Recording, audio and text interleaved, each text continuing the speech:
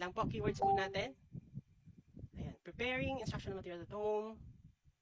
And then, engaging interactive during class time. Ayan po, ayan. So here po, sa modular learning po, sa letter A, hindi po yan yung sagot, yung modular learning, kasi modular learning po yan ay self-paced approach po siya. Where yung students, nag-learn po sila sa printed or digital modules. Hindi po yan kailangan ng direct interaction with teachers or sa peers. Wala po siyang group work and wala din siyang discussions, guys. Pure module lang po. Yung blended learning naman po ay combines po yan ng face-to-face at saka online. Yung traditional approach naman, guys, sa school lang po yan. Traditional, teacher-centered po siya. Sa traditional classroom, yung instructions happening during class hours. Okay, during class po. Tapos yung homework po, yung assignments gagawin sa bahay. Yun po yung traditional. Okay? Ang answer po natin ay flip classroom. Ayan po, flip classroom po. Pag flip classroom, yan yung strategy guys na yung mga students, require po sila na i-review yung materials nila sa bahay, and then yung class time po nila doon na po yung interactive at saka yung application-based learning na po ng activities. LPT na here kaya medyo alam na. Ayan, congratulations po, Ma'am Rihanna. Okay, next question po tayo. Next question po. Number 2 na po tayo, number 2. Ayan, ayan. Pakibilang guys yung score natin ha. Buti naman mukhang wala yung mga ano dito, yung mga demanding na viewers. Kasi guys, no, ayaw na ayaw nila na yung dinidiscuss isa-isa. Gusto nila, question, and then, paki-answer na, next na agad. Mga ganun sila. Go na agad, ganun sila. Grabe makademand. Okay, number 2, pa-comment po na answers natin.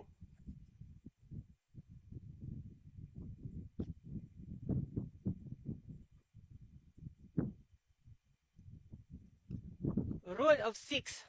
Number 2, in creating an audio-visual presentation, what does the rule of 6 emphasize? Guys, yung rule of 6, kung naalala nyo pa po yan. Tandaan nyo talaga to guys, kasi napaka-importante nito, yung rule of 6. Okay, yung letter A, limit presentation to 6 slides with 6 lines per slide. Bakit nakalimit lang sa 6 slides? Bakit 6 slides lang ba yung pwede natin gawin? Depende yan sa content natin. So mali agad yung letter A. Kasi sabi niya, limit lang dapat sa 6 slides. Letter B naman, each slide should contain 6 lines with no more than 6 words per line. Pwede siya. Letter C, use 6 lines per slide and limit each line to 6 sentences. Sinabi niya pa, limit each line to 6 sentences, pero sobrang dami nun guys. Bakit hindi mo na lang i-copy lahat ng nasa libro sa isang slide mo? Bakit ang daming 6 sentences pa yung per slide daw? So ang dami na nun. Yung letter D naman, keep the presentation concise by using only 6 slides. 6 slides na naman guys, nakalimit sa 6 slides. Hindi po, wala pong limit. Again, wala pong limit yung slides po natin. Depende po yan sa content natin. So answer po natin, letter B. Each slide should contain 6 lines with no more than 6 words per line. So bakit guys? Kasi yung rule of 6 kasi yung aims niya or yung goal niya ay ma-minimize yung text clutter o para hindi magulo or mahirap basahin yung nasa slides mo, yung nasa presentation mo. Dapat clarity siya, malinaw siya, may audience engagement, naiintindihan talaga ng mga viewers. So kung naalala nyo po, yung nung college tayo, 'di ba? Yung may mga kaklase tayo na pag nag-report sila, grabe yung ang daming words na nakalagay sa slide nila, kulang na lang i-copy lahat. Hindi na mabasa, tapos yung size, yung font pa size 6, ganun, size 10, sobrang liit, 'di ba? Hindi na natin makita. So hindi po 'yon yung tamang way para gumawa ng ating audio visual presentation. Dapat rule of 6 po. Okay po, next question na po tayo, number 3.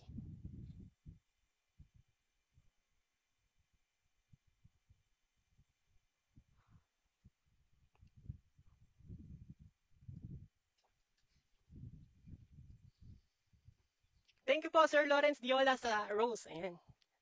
Thank you po, Ma'am Lucel Gia sa Rose po. Ayan, maraming salamat po.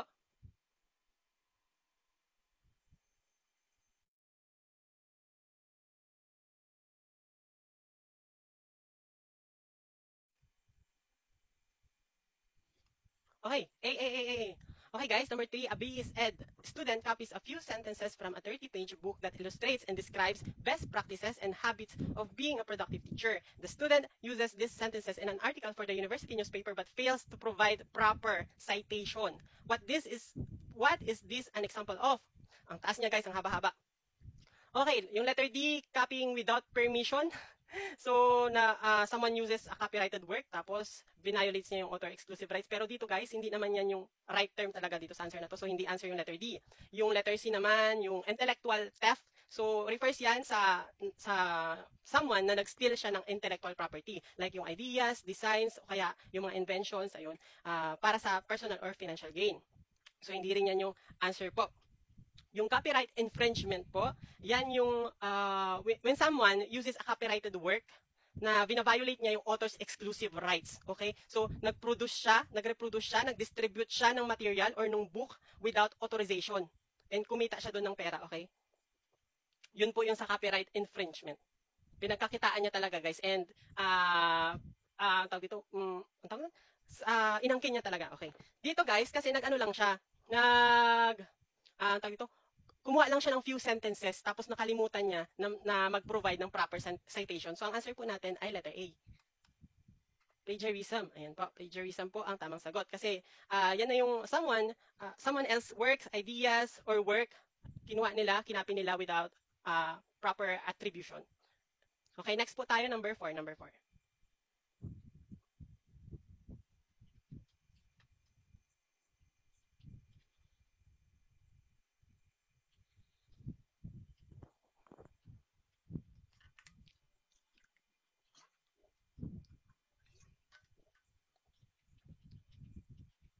Salamat talaga sa explanation. Welcome po, Ma'am Dayan.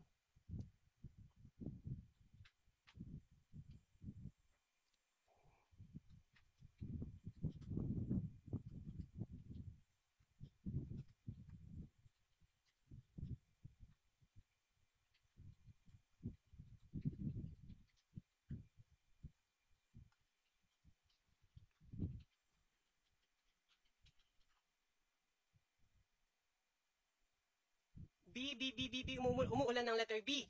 Ayan, meron ding C, meron ding letter A. Okay guys, number 4. A table displays objects or scenes that represent an ecosystem, often used to teach environmental awareness and showcase the relationship between living and non-living components. What is this table commonly called? So table po ang hinahanap natin guys. Tanggalin na natin si letter. Sinong hindi table dyan? Si letter D. Si letter D, si habitat display, hindi po yan table. Nag-showcase lang po yan ng specific animals' habitats. Okay, yung letter A naman, si science table, hindi rin siya yung tamang sagot. Kasi guys, yung science table, general term yan na use sa classroom for any table na nag-showcase ng mga scientific materials. Yung mga experiments, ayan, yung mga tools na nasa table, yun po yung science table po. Okay po. Then, yung next po, yung diorama table, yung letter B, hindi rin siya yung tamang sagot. Kasi yung diorama table po, three-dimensional representation of a scene yan, pero nasa enclosed in a box. Box, guys. Dito, table kasi, so dapat open siya. Open display siya, hindi siya nasa box. So, si diorama kasi nasa box siya, so hindi siya yung tamang sagot, guys. Answer po natin ay nature table. Nature table, ayan po. Si nature table po, yan yung table na nag-display ng features ng natural objects or scenes to represent ecosystem for educational purpose. Ayan po. Okay, next question po tayo. Next question po. Number 5. Mukhang wala din yata dito yung mga kahapon na nag-viewers ko kahapon kasi part 1 yun ng technology for teaching and learning. Tapos ang dami nagko-comment doon na ang dali-dali lang ng mga questions. So parang wala akong nababasa, hindi ko sila nababasa dito.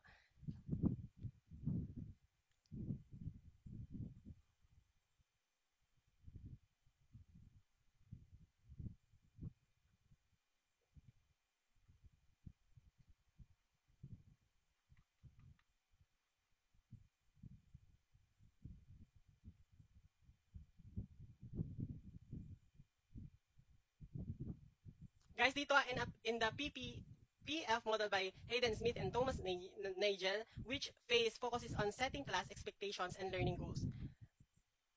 Guys, setting class expectation and goals po.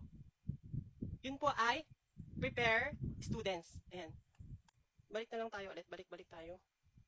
So, ayun, number 5 in the PPF model of Hayden Smith and Thomas Nagel, which phase focuses on setting class expectations and learning goals. So, ito yung apat na yun, guys. Yung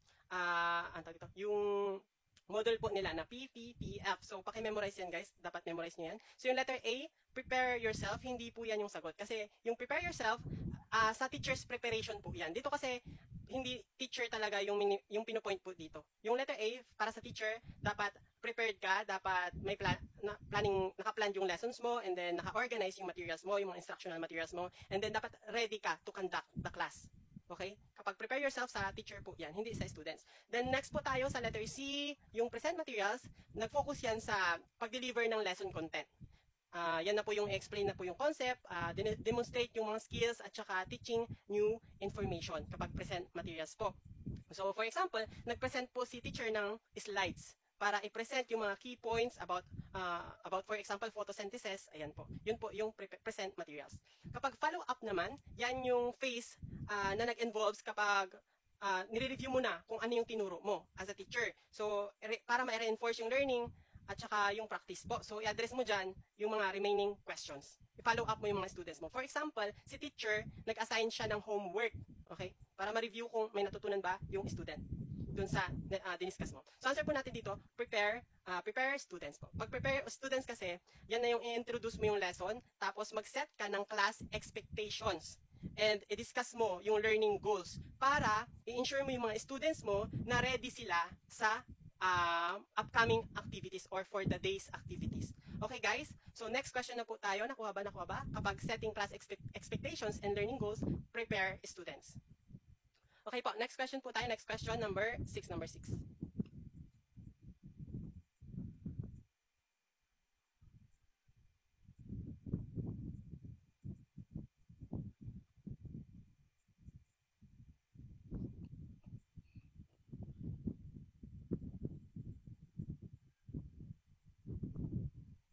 So ito basic lang ito guys, pa-comment ng answers natin. Pa-comment po ng answers natin.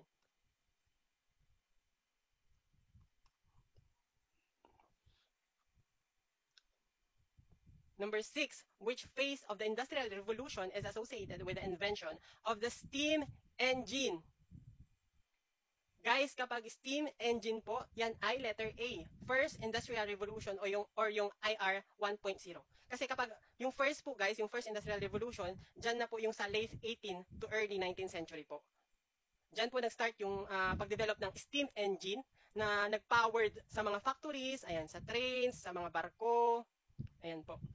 So yung letter B naman, yung second Industrial Revolution, took place noong 20th century po. 20th century, yan na po yung kapag second guys, ano yung naalala nyo? Electricity. Guys, electricity. Ay, bakit? Ano ba yan? Wrong spelling. Electricity po kapag second industrial revolution. Tapos dyan din yung steel production at saka yung mass production. Okay, yung next naman, yung third industrial revolution or yung IR 3.0, dyan po yung nag-start na yung digital revolution. Okay, digital revolution na po. Diyan na po nag-rise yung computers. Ito po yung keywords natin. Computers. Ayan po. Computers po at saka yung mga digital electronics. Ayan. Automation. Diyan po yung nag-start. Next naman, yung fourth. Yung fourth po, yes, ayan, AI, oh. Very good po, bitch, she's like, ang hirap magbasahin ng mga names dito sa TikTok.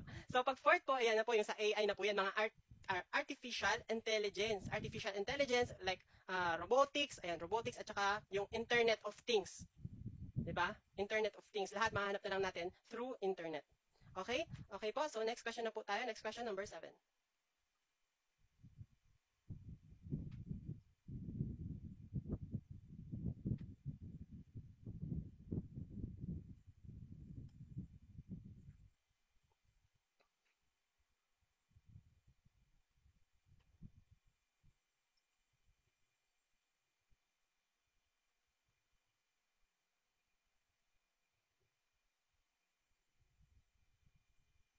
Pa-comment po ng answers natin. Pa-comment po para may active learning. Ayan, B. Guys, number 7, who are the proponents of the TPAC or yung tinatawag nating Technological Pedagogical Content Knowledge Framework? Guys, ang answer po natin, letter B, Mishra and Kohler. Ayan po. Mishra and Kohler po. So, ang tamang sagot, si Vygotsky at saka si Vygotsky at saka si Piaget, hindi po sila yung tamang sagot. Si Skinner and Pavlov, di ba sila yung sa PCSO? Yung sinabi ko before, di ba? Kapag Pavlov, classical conditioning. Kapag Skinner, operational. Tapos ano yung animals na ginamit nila? Kapag kay Pavlov is dog. Okay? Kaya Pavdog po. Pavdog. Tapos kapag kay Skinner naman, Skinner rat. Prof Ed po ito. Prof Ed. Skinner rat. Ay. Wrong spelling na naman. Skinner. Ayan. Para maalala nyo. So, para maalala natin yung, ano ba guys, yung Mishra and Color, meron ako ditong mnemonics. Baka makatulong sa mga hindi pa ito memorize, para sa mga hindi pa nakakaalam nito. Basta pag tipak guys. So, meron ako dito. Meron ako dito. Wala, wag nyo ko i-bash guys. Ito lang naisip ko. Kung may baka yung naisip ko, pero ito yung naisip ko guys eh. Wait lang. Wait lang, bakit ano? Mishra. Wait lang guys ha. Ayan, Mishra. Mishra. Wait lang. Wait ka. Okay. Okay, ayan. Mishrap. Yung rap guys, yung P, dun sa tipak. Okay, dun sa tipak, para maalala nyo. Mishrap. Cool. Okay, isa pa, next. Mishrap cool. Okay, guys. So, sa mga hindi pa nakamemorize, kapag proponents ng tipak, guys, Mishra and Color. Okay, next question na po tayo. Next question. Mishrap cool. Okay. Only Bisaya knows.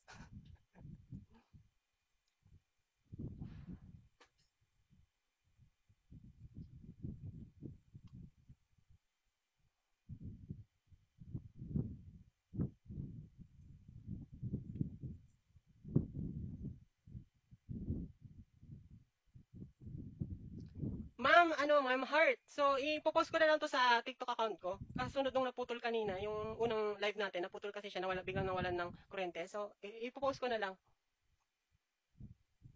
Number 8, basic lang, number 8. Which type of knowledge refers to understanding what and how to use technology in teaching?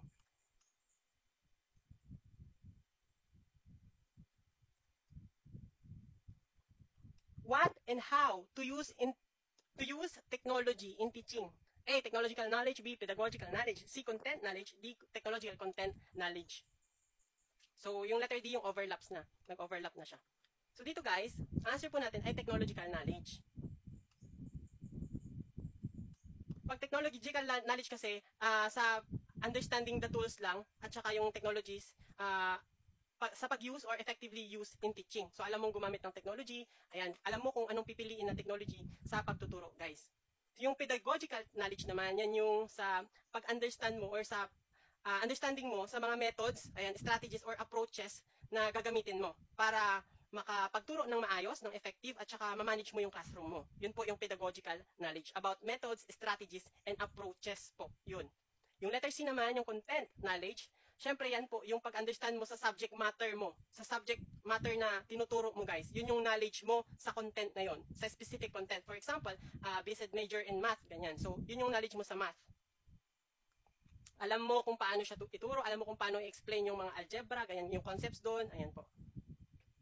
So, dito, yung letter D naman yung technological content knowledge, hindi rin siya yung answer kasi yung technological content knowledge, yan na po yung ability mo to integrate, okay? Yung to integrate yung specific content at saka yung technology. Nag-overlaps. Ibig sabihin, pinagsama mo na siya. Okay? Meron kang, alam mo kung ano yung ituturo mo, alam mo kung ano yung gagamitin mong technology, as well as alam mo kung ano yung content na, or yung subject, or yung topic na bagay doon sa technology na gagamitin mo. So, ang answer po dito, kapag what and how to use technology lang in teaching, yan ay technological knowledge. Okay po ba? Okay? Okay, next question na po tayo, number 9.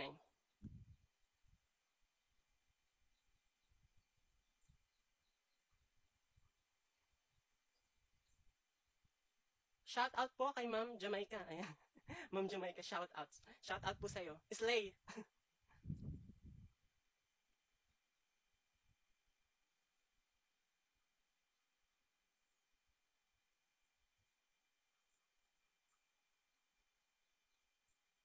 A, B, B, A, B, D, B, A, B, A, D. So, iba-iba po ang answer ng madlang people. Dito po, number 9, which of the following is considered the most abstract? Guys, yung pinaka-abstract talaga. Tool for learning.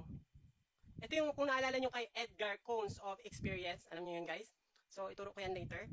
Yun po yung sa pinakataas. Siya yung sa pinakatuktok. Hindi siya yung sa pinakababa. So, here po, kapag most abstract, yan po ay books. Letter A. Very good sa mga nakakuha. Guys, kapag most abstract dito, guys, sa pagpipilian, yung books po yung answer. Kasi yung books po, symbolic representation of content po siya. High level of of abstraction. Kasi yung mga learners guys, tayo, or mga people, ayan, yung mga people, kailangan talaga nating mentally visualize at saka interpret yung mga information na nandoon sa book, di ba? Wala naman siyang, ano guys, wala naman siyang pictures, videos, mga letters lang, so words lang. So kailangan talaga nating interpret yung mga information na nandoon without direct sensory experience. Yung pictures, less abstract siya, mas grabe yung mas abstract yung books po kaysa sa pictures kasi yung pictures guys, nag-offer siya ng visual representation of concepts. At least yung mga learners, ma-observe natin yung content sa visual representation, pero kailangan pa rin natin i-interpret yung meaning. Tapos dito naman sa videos po, yung videos kasi provide more concrete form of learning kaysa sa books at saka sa pictures. Kasi sa videos guys, actual motion na talaga yung pinapakita doon. Means, more immersive experience po siya. Yung role-playing naman, yan yung most concrete dito sa apat. Most concrete kasi active forms of learning na kasi yung role-playing. Meaning, it involves physical action na po in real-time simulation sa mga situations. So answer po dito again, pag most abstract, books po. Okay, ito po ang ating Edgar Cones of Experience. So guys, alam nyo ba na may song si Edgar Cones of Experience? Wait lang, hindi siya magkasya. Wait lang po. Para magkasya. Ayan, kasya na ba? Ayan, kasya na. Ay, ayan, nababasa nyo pa ba guys? Basta yung pinakatuktok yung visual symbols ha. So ito, kailangan, may kanta po si Edgar Cones of Experience. So anong kinanta niya? Ito, kakantahin natin guys. Please welcome Mariah Carey. Charissa, Mariah Carey. So, ayan, kakantahin po natin siya. Ay, wait lang. Masyado pa siyang malaki. Ayan, ayan po. Ayan, sana nakikita nyo? Ayan po. Okay. Ayan na. 1, 2, 3, go. Direct, contrive, dramatize, demonstration, study, trips, exhibit, education, motion, pic, recordings, radio, still-pic, visual, verbal, Edgar Cones of Experience. So guys, ako ba? So ulit, sabayan nyo ako katono nito si Twinkle Twinkle Little Star by Edgar. by Edgar. So guys, sabayan nyo ako kasi para ma-memorize natin to. Kasi minsan guys, merong tanong sa Prof Ed kung ano yung pagkakasunod-sunod. Yung in order talaga from most direct to most abstract. Okay. So ulit tayo.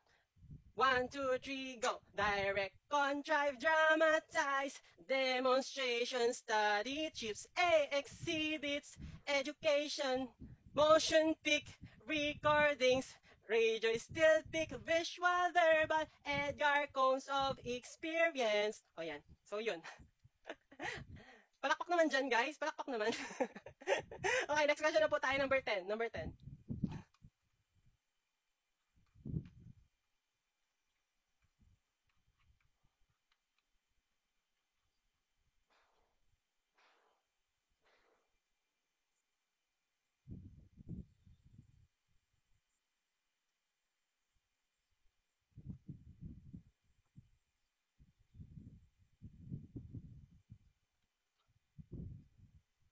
Okay, so number 10, which type of experience involves first-hand interaction using the senses, such as when students prepare their meals? Letter A, direct and purposeful experiences. B, contrived experiences. C, dramatized experiences. D, study trips. So guys, dito, si study trips, hindi po yan yung answer kasi pag study trips, yung mga field trips po, ayan, yung mga students, nag-visit sila sa mga places related sa studies nila. Dapat related kasi may mga iba, di ba, pera-pera lang. Charis, nagpa-field trip for the money. Okay, anyway, ayun, balik tayo. So dito sa field trips po, nag-observe sila, and experience po nila yung content first hand. Nag-provide yun ng real-world experiences, ayan. Pero, guys, hindi naman siya necessarily involve yung sensory engagement. Okay? Kasi dito kasi students prepare their meals. So, hindi yan study trips. Yung dramatized experiences naman, yung dramatized experience po, yun na yung nag-acting sila, guys. Nag-acting, ayan. Nagpa-perform sila to illustrate yung mga concept. Ayan na po yung mga nag-engage sa role-playing or simulations, ayan. So, hindi rin siya. Yung contrive naman, yung contrive, ayan, yung simulated or artificial experiences po siya. So, parang mimicking lang po ng real-life situation. For example, kapag sa contrive, guys, yung mga students, nag-prepare pa rin sila ng meals, pero walang pagkain talaga. So, parang pinapakita lang nila or yung kung paano mag-prepare ng pagkain na walang pagkain. So, sorry. Mali yung explanation ko. So, parang nagmimik lang sila guys. Di ba meron yung ano sa, I think sa, tawag dito, sa food and beverage, di ba? Yung magmimik sila ng, mag-prepare sila kung saan yung, parang sila yung waiter, ganun din. Mag-prepare sila dun sa lamesa, mag-serve ng food, pero wala naman talagang food. Ayun, ganun po yung contrived experiences. Pero kapag direct and purposeful experiences na po, ginagamit mo na talaga yung senses mo. Ibig sabihin, sila yung nag-prepare ng meals nila, so kakainin nila yun. And also, kapag nagkukook sila, di ba, maamoy nila, titikman nila. Okay. So, ito po answer natin, direct and purposeful experiences.